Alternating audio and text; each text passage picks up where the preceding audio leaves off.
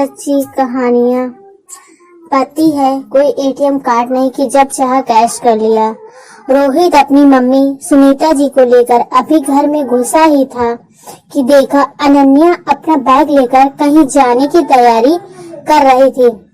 उसे देखते ही वो बोला, तुम कहीं जा रही हो? हाँ, आज वृंदा के यहाँ किटी पार्टी है तो मैं वहीं जा रही हूँ। वहाँ से हम लोग मूवी देखने जाएंगे। बहुत दिन हो गए हैं घर से कहीं गए हुए। लेकिन तुम ऐसे कैसे जा सकती हो? मम्मी की तबीयत भी खराब है। अरे रोहित, तुम अभी घर पर ही तो हो, तुम मम्मी का ख्याल रख लेना। और हाँ, प्लीज मुझे 5,000 दे दो। 5,000 रुपए पर किस लिए? अभी 4 दिन पहले ही तो तुमने 6,000 रुपए लिए थे ना? रोहित ने हैरानी से पूछा। अरे यार, थोड़े बहुत पैसे भी खर्च नहीं कर सकती हूँ क्या? हर चीज का हिसाब तुम्हें देना जरूरी है क्या? लेकिन अनन्या, वैसे भी खर्चे बहुत ज्यादा हो रहे हैं। सेविंग है नहीं। जो थोड़े बहुत पैसे बचे थे वो मम्मी के इलाज में खर्च हो गए। थोड़ा सोच समझ कर तो खर्च करो। कहाँ से लाऊं मैं इतने पैसे? अपनी माँ पर खर्चा करने के लिए पैसे होते हैं तुम्हारे पास, सिर्फ पत्नी के लिए नहीं होते। कोई जिंदगी ही नहीं है मेरी। मुफ्त की नौकरानी जो मिल गई है तुम्हें, तुम्हारे घर को भी संभाले, तुम्हारी माँ को भी संभाले, और 1 रुपए खर्च न करो। कहते हुए अनन्या अपना बैग वही सोफे पर जोर से पटकते हुए अंदर चली गई। इधर रोहित अपना सर पकड़कर बैठ गया। उन दोनों की बहस देखकर सुनीता जी उदास हो गई और चुपचाप अपने कमरे में जाकर बैठ गईं। आखिर कर भी क्या सकती थी? जब से पति गए हैं तब से घर की स्थिति खराब है। बिजनेस भी पहले से कम चल रहा है। रोहित सब संभालने की कोशिश कर तो रहा है, पर वो अकेला क्या करे? अगर अनन्या का ही साथ ना हो तो जरा सी बात पर रूठ कर बैठ जाती है। उसे अपने खर्चों में कमी रास नहीं आ रही थी। ऊपर से सुनीता जी की बीमारी ने कमर तोड़ कर रख दी थी। बेचारा रोहित कभी माँ को लेकर हॉस्पिटल भागता तो कभी बिजनेस मीटिंग में। अनन्या कोई जिम्मेदारी हाथ में नहीं लेना चाहती। खैर, घर में बिल्कुल शांति पसरी हुई थी। आधे घंटे बाद अचानक दरवाजे की डोर बेल बजी। रोहित ने ही जाकर दरवाजा खोला। एक पल के लिए हैरान ही रह गया। सामने अनन्या की मम्मी और भैया खड़े थे। उसे समझ तो आ गया था कि अनन्या ने ही उन्हें फोन करके बुलाया है। मम्मी जी ने दरवाजे पर से ही पूछा, क्या बात है दामाद जी? अनन्या फोन पर बहुत रो रही थी। ऐसी क्या बात हो गई? इससे पहले रोहित कुछ कह पाता, भैया ने कहा, मेरी बहन आपके घर में बिल्कुल भी खुश नहीं। उसे अपनी छोटी छोटी इच्छाओं को मारना पड़ रहा है। कैसा ख्याल रखते हैं आप उसका? रोहित ने अपने आप को शांत रखते हुए कहा, पहले आप लोग अंदर तो आइए, फिर बात करते हैं। जैसे ही वो लोग अंदर आए, अनन्या अपना बैग लेकर कमरे के बाहर आ गई और आते से ही बोली, चलिए मम्मी, यहाँ रुकने का कोई फायदा नहीं है और मुझे कोई बहस नहीं चाहिए। बस मुझे अब इस घर में नहीं रहना। अनन्या, मेरी बात तो सुनो। रोहित ने अनन्या को समझाने की कोशिश की। आप तो रहने ही दीजिए दामाद जी। अगर आप बात संभाल पाते तो मेरी बेटी का यूं रो रो कर बुरा हाल नहीं होता। अरे समधम जी, आप यहाँ अचानक? हैरान परेशान सी सुनीता जी भी शोर सुनकर कमरे में से निकलकर बाहर आ गई। हाँ, मुझे तो आना ही था। बेटी की माँ जो ठहरी, बेटी दी थी, नौकरानी नहीं, जो दिन भर आपके घर को संभाले और ऊपर से थोड़े से पैसे के लिए भी आपकी मोहताज हो जाए। हाँ, मैं समझ रही हूँ समधन जी, पर आप मेरी बात तो सुनिए। सुनीता जी समधन जी को समझाने की कोशिश करने लगी और वो थी कि समझ ही नहीं रही थी। जब वह आपके घर का काम कर रही है, अपनी सारी जिम्मेदारियां निभा रही है। आपके घर की बहू है तो अपनी ख्वाहिशें पूरी करने के लिए कहाँ जाएगी? उसकी इच्छाओं का मान तो आपको रखना पड़ेगा ना। उनकी बात सुनकर सुनीता जी बोली, देखिए समधन जी, जब तक सब कुछ बहुत अच्छा चल रहा था हमने कभी भी अनन्या को पैसे देने से इनकार नहीं किया, लेकिन यहाँ कुछ समय से बिजनेस नहीं सही चल रहा है। ऊपर से आए दिन मेरी तबीयत भी खराब रहती है, तो घर की बहू होने के नाते अनन्या को भी तो सोचना चाहिए। आखिर घर गृहस्थी है, वक्त ऊपर नीचे चलता ही है, कभी कम तो कभी ज्यादा हो ही जाता है। हाँ, लेकिन यह कम ज्यादा सिर्फ बहू के लिए ही क्यों होता है? क्या आपकी दवाइयों में से कोई कमी हो रही है? आपके खाने पीने में कोई कमी हो रही है? बस कमी तो मेरी बेटी के लिए हुई है। अपनी इच्छाएं पूरी कर सको तो लेने आ जाना, नहीं तो लेकर जा रही हूँ मैं अपनी बेटी को। रोहित ने जब देखा कि उसकी सास कुछ समझने को तैयार ही नहीं है, तो उसने सुनीता जी को शांत रहने के लिए इशारा किया।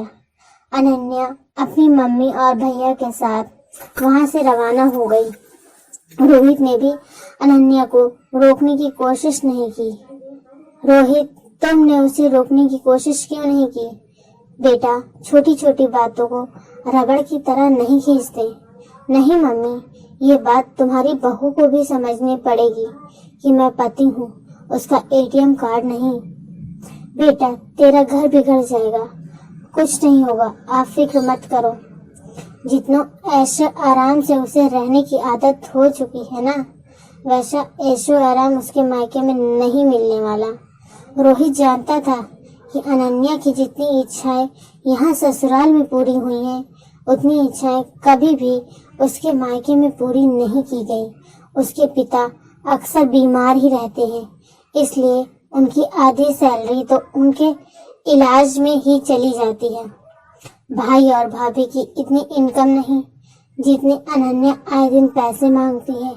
अनन्या एक मध्य वर्गीय परिवार की बेटी थी, जिसे रोहित के पिता ने रोहित के लिए पसंद किया था, लेकिन ससुराल में इतना पैसा देखकर अनन्या का दिमाग घूम गया। आए दिन शॉपिंग करना, किटी पार्टी में जाना उसके लिए नॉर्मल सी बात थी। इधर अनन्या मायके आ गई। उसे वहां देखकर उसकी भाभी भी हैरान रह गई। उसके पिता ने समझाने की कोशिश की तो उसकी मम्मी ने उन्हें चुप करा दिया। उस दिन तो उसने दिन भर कमरे में आराम किया। रात को खाने में दाल रोटी और भिंडी की सब्जी देखकर उसका मुंह बिगड़ गया। यह क्या बनवा दिया मम्मी, मेरा तो पेट नहीं भरेगा, मैं तो पिज्जा ऑर्डर कर रही हूँ। उसकी भाभी ने उसकी मम्मी की तरफ देखा तो उन्होंने कहा, उसका मूड खराब है, पिज्जा खाना चाहती है तो खाने दो। अनन्या का मूड होता है तो काम करती है, वरना दिन भर पड़ी रहती है। मूड किया तो घर का खाना खाया, नहीं तो बाहर से मंगवा लेती है। बैठे बैठे अपनी भाभी को ऑर्डर देती रहती है। भाभी भी मन ही मन कुढ़ती रहती है कि ऑफिस और घर के काम क्या कम है जो ननंद भी घर पर आकर बैठ गई। ऊपर से नित नए खर्चे करती रहती है। ऐसा करते करते 10 दिन हो गए। आखिर मध्यम वर्ग की एक सीमा होती है। आज रविवार था तो सब लोग सुबह की चाय साथ ही पी रहे थे। इतने में अनन्या भी उठकर आ गई और बोली, मम्मी मुझे पार्लर जाना है, मेरा माइंड फ्रेश हो जाएगा, प्लीज 5,000 रुपए दे दो। उसकी बात सुनते ही उसकी भाभी हैरानी से उसकी तरफ देखते हुए बोली, 5,000 रुपए, वो भी पार्लर के लिए?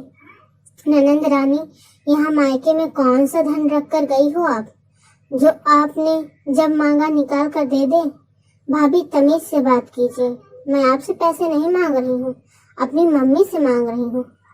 अनन्या थोड़े बिगड़ते हुए बोली, अच्छा, पर आपको बता दूं कि आपकी मम्मी भी इसी घर में रहती है और शायद आप ससुराल जाकर भूल गई कि आपका मायका मध्य वर्गीय है, जहाँ खर्चे इच्छाओं पर भारी हो जाते हैं।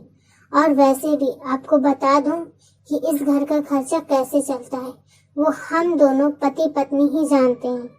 भाभी बस, आप तो कुछ भी बोले जा रही, मत भूलिए कि ये मेरा मायका है। अनन्या ने अपनी आवाज तेज करते हुए कहा, बेटा तुम भी मत भूलो कि तुम्हारा मायका मध्यवर्गीय है। तुम्हें 10 दिन से जिस तरह की हरकतें हम करते हुए देख रहे हैं ना, उससे तो लगता है गलती रोहित की ही नहीं बल्कि गलती तुम्हारी है। अब की बार उसके पापा ने कहा, अरे आप क्या कहे जा रहे हैं? अनन्या की मम्मी ने कहा तो उसके पापा ने डांट कर उन्हें ही चुप कर दिया। चुप रहो तुम, एक शब्द नहीं बोलोगी अब। अपनी बेटी का घर बिगाड़ने में तुमने भी कोई कसर नहीं छोड़ी। तुम्हारी बेटी के खर्चे देखे तुमने? ये भूल गई कि ये किस जगह से निकल गई।